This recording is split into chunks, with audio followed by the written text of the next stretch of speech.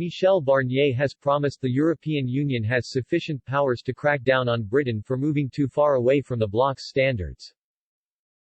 The former Brexit negotiator said he doesn't expect to wait long before Downing Street explores using its new regulatory freedom.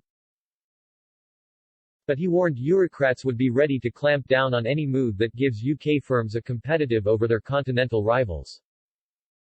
According to his diaries of the negotiations, Mr. Barnier says that any British bid to undercut European businesses will be met with the full force of the trade agreement.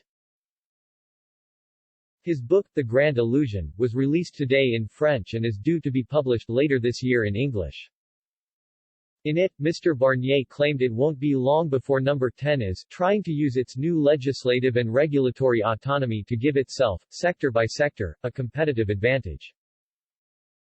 He added, will that competition be free and fair? Will regulatory competition lead to social, economic, fiscal dumping against Europe?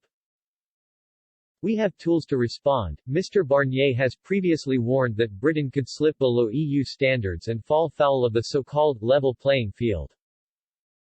This could result in Britain being stripped of its zero tariff and zero quota status in the Brexit trade agreement. The EU's former Brexit negotiator suggested the bloc could punish the UK for reversing a Brussels ban on pesticides.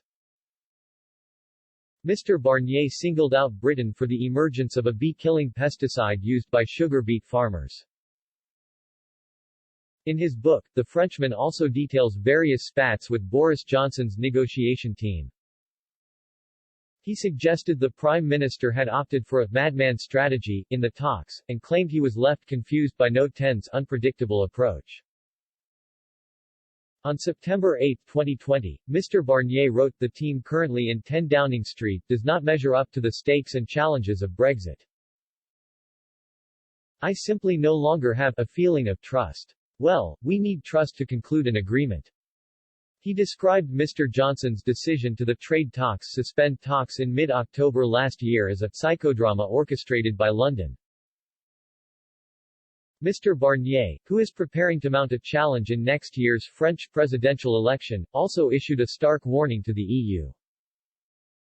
He wrote, there are lessons to be drawn from Brexit, there are reasons to listen to the popular feeling that expressed itself then, and continues to express itself in many parts of Europe, and to respond to it. That is going to take time, respect and political courage.